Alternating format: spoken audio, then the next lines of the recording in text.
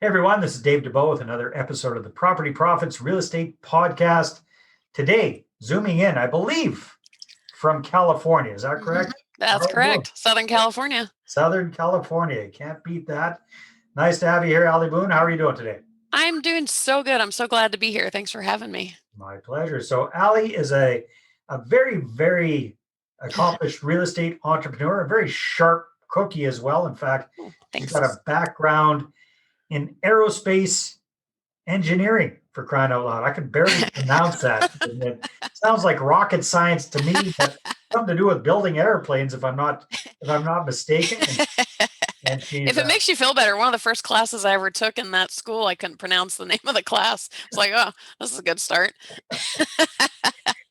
well, it sounds like you had a better GPA than I did, Ali. I think you probably had to. Anyhow, she's also a very accomplished real estate entrepreneur and an author, and does all sorts of cool things. And what we're going to be talking about today a lot, I hope, is how Ali has created a fantastic lifestyle thanks to real estate investing. So, Ali, why don't you tell us, first of all, let's jump right into the meat of it. What does your, we're kind of coming through this COVID thing right now as we're recording this, but what does your real estate lifestyle look like now?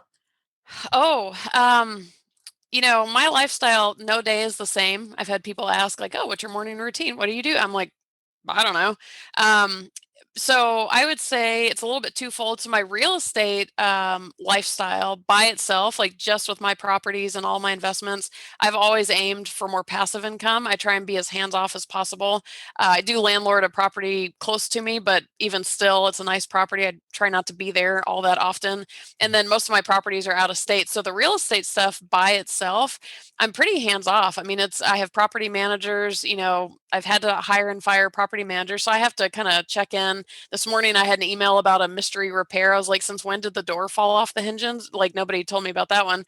But that's about it. And then my normal day to day is I ended up starting a business, obviously, with real estate investing. And so my day to day, I'm constantly talking to people. I work primarily with turnkey rental properties. I also do real estate coaching.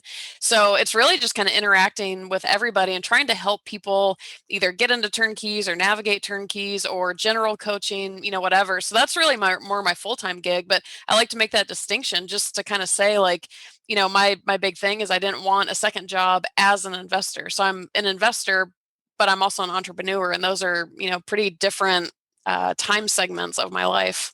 Yeah, no, it makes sense. So, how did you make the transition, or how did you figure out that real estate was for you? How did that whole thing happen for you, Alan? I didn't mean to find that out. I didn't even know that was going to be a thing. What started it was the minute I got into corporate. I mean, I went to all that schooling for engineering, 8, 9 years, however long it was. I landed the dream job. I walked in my cubicle for the first time, and I was like, oh, this is terrible.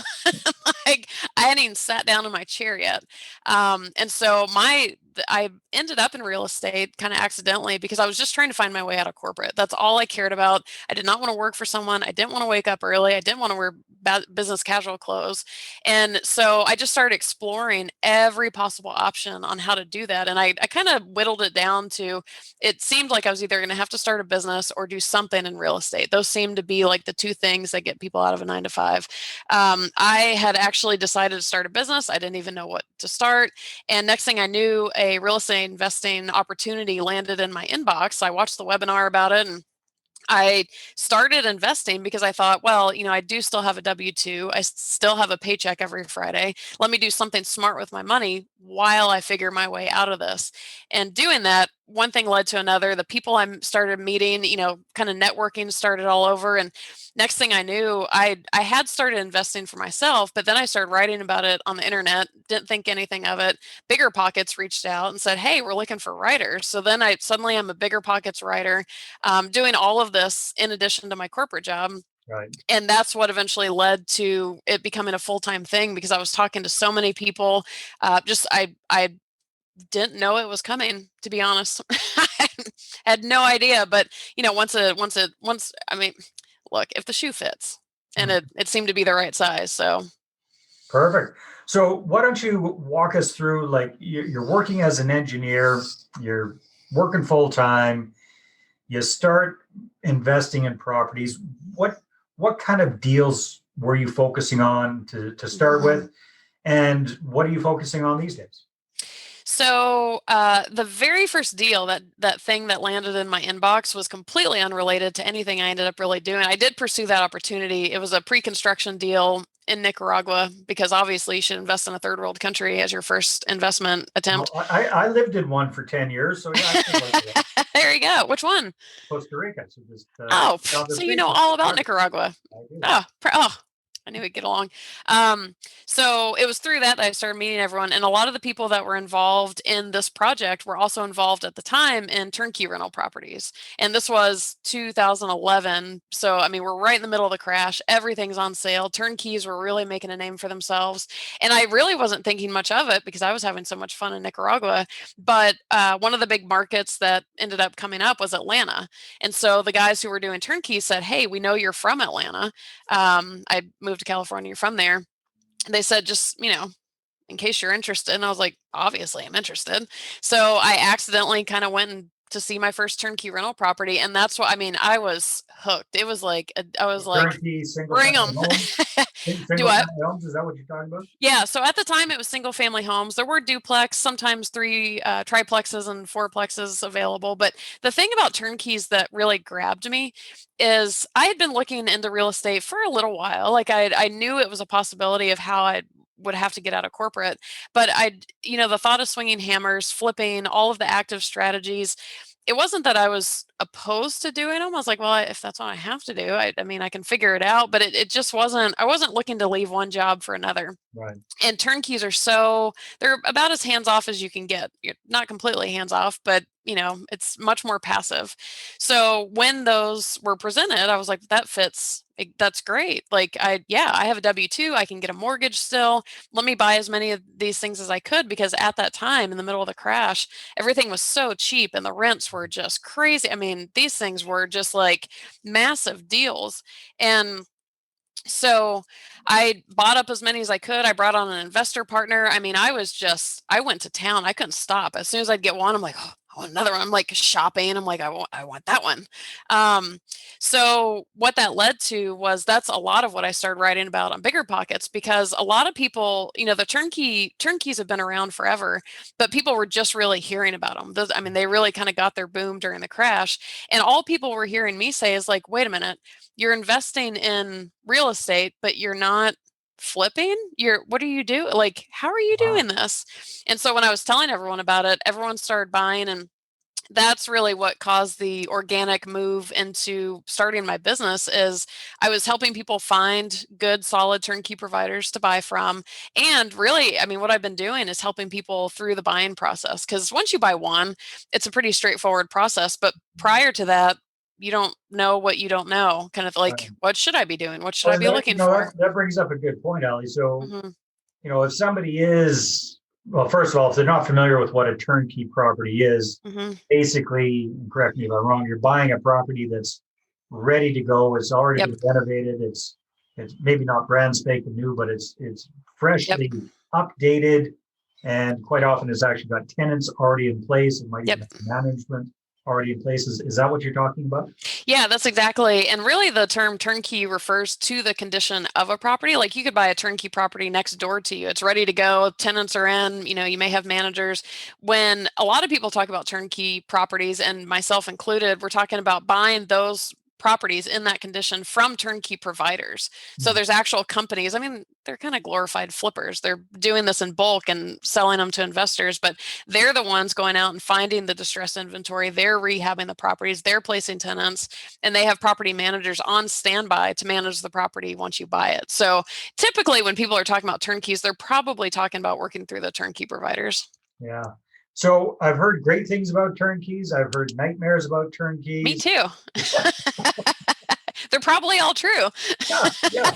So with your experience, because you've done a lot of it, what would you suggest are some red flags to be careful of when you're considering a turnkey provider? What are some Hmm. things to watch out for?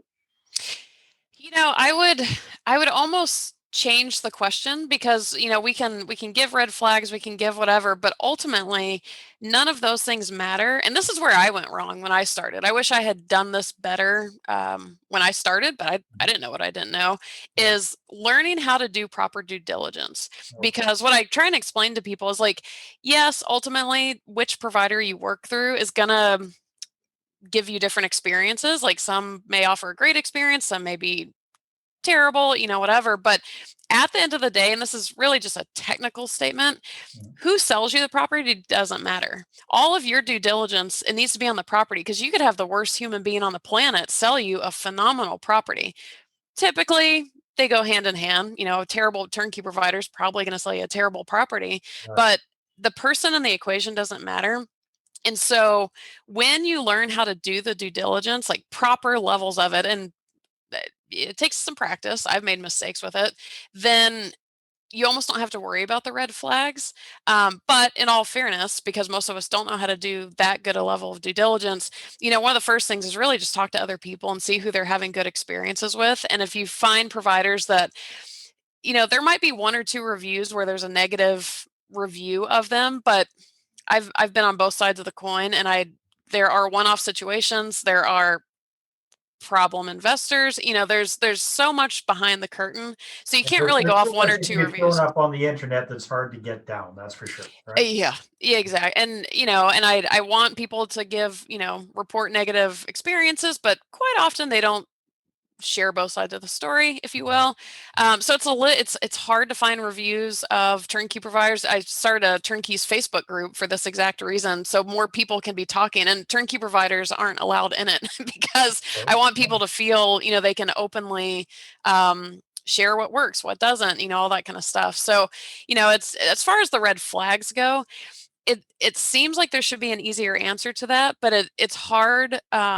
I've been doing this for over a decade, and quite often I'll run into a new turnkey provider. I don't know, and I'll ask some people who are smarter than I am on this. I'm like, hey, what do you think about these guys? And they'll point things out that even I wouldn't have thought of. Um, so it's a little bit hard because I don't know if I could give a good list of that, but Well, regardless of how all about this? those. How about a modified question then? So, without going into too much in depth, what would you say is the number one mistake we make when we're looking at a turnkey property when it comes to doing the due diligence? Because again, most people um, aren't super up to speed yeah. on doing due diligence. This could be in a different state, could be in a different country from where the person is. A lot of our Yep. listeners are Canadian. They might be, the property price is a lot more reasonable in most Yep. places in the States. So, what would you, if you could give one good tip about due diligence, what would it be? I understand there's a lot more to it than just that. Oh, one good tip. Sure. Have someone with more experience tell you the list of things to check on. Okay. And I'll say like the biggest horror stories, and I don't want to take away from anyone's negative experiences, but the biggest horror stories that I've ever heard with turnkeys, it comes down to the buyer not doing due diligence. Because if they had verified everything, whether it's the numbers, the condition of the property. I heard a horror story one time that someone closed on a property that had burnt down 3 days beforehand. Wow. Like verifying all of that stuff. It every horror story I've heard has been a lack. The buyers weren't checking on things, and I don't want to put all the blame on them. Of course, that's why I hesitate to say it, but I mean, work with someone who's been through the buying process and learn what to check on and what things they missed. I learned due diligence by missing things quite often. Yeah. Very good. So, Ali, you've got a very cool sounding book, Not Your How To Guide, Real Estate Investing Life Lessons on Hacking Your Mind Before You Hack Your Wallet. Why don't you tell us a little bit about that and how people can Oh, get a copy of that? it's my baby. I love it. I had been working on it for a while, but the biggest thing I've seen. So I do work primarily with turnkeys, but what that's allowed me to do is I work with a lot of brand new investors, and being a presence on Bigger Pockets. Also, I have people talking to me all the time, so I hear what are the frustrations, what are the challenges, what's messing people up, what's going on. So what's really important to me, funny coming from an engineer, is mindset. You can have every how-to guide in the world handed to you, but if your mindset's off, there's no how-to guide in the world that's going to help you. And I think that's what gets so many people in trouble, because you Google how to be a real estate investor and it's like, oh, here's how you wholesale, here's how you flip, and you should definitely do these things. And, it's my whole thought was, what I feel like people miss, and I was one of them, is taking that step backwards and understanding a little bit more about the industry, about how to find your own way. Like, looking at, I mean, it seems basic, but looking at your own strengths and interest. Not everyone should wholesale. Wholesaling may work great for a lot of people, might not for you. And so really taking that step back and kind of painting a bigger picture. And then, I guess, spoiler alert, there is one how-to guide in there. It's the 6 steps that I actually took to get out of corporate, which I use in real estate also, to really kind of accomplish whatever it is you want. And also, too, one of the cool parts is I interviewed 5 very successful investors in various different strategies, because I wanted to paint a day in the life of, because you can watch HGTV and be like, I want to flip houses. Okay, well, what does that actually take? So that's the whole motivation behind the book, is to give you that kind of prerequisite to the how-to guides, if you will. Take that step back, slow down just for a second, get your bearings. So then that way you are set up to make better decisions as you get going, just to hopefully lessen your chances of things not going right. Sounds good. So if people want to get a copy of the book, what should they do? I may have set up a link for your folks to get a free copy of the book. So my company's name is Hipster Investments. If you go to hipsterinvestments property profits. So /property profits. I set up a link where you can get a free digital copy of the book. If you're like me and you have to hold a book, there's a link to the Amazon page also, but on there's my contact information. But yeah, go get a free copy. I'd love for you guys to check it out. If you think it'd be helpful for friends and family, please share it. I'm excited. I'm excited about it. And I try to make it a little bit fun, because I feel like real estate investing books tend to forget about personality and like relatability and fun. So I tried to throw a little personality in there too. I'm sure you did a good job of it. All right. Ali, thank you very much. This has been a lot of fun. I really appreciate it. Thanks so much for having me on. My pleasure. All right, everybody, take care, and we'll see you on the next episode. Bye-bye. Well, hey there. Thanks for tuning into the Property Profits podcast. If you like this episode, that's great. Please go ahead and subscribe on iTunes. Give us a good review. That'd be awesome. I appreciate that. And if you're looking to attract investors and raise capital for your deals, then I'm going to invite you to get a complimentary copy of my newest book, right back there. There it is. The Money Partner Formula. You can get a PDF version at investorattractionbook.com. Again, investorattractionbook.com. Take care.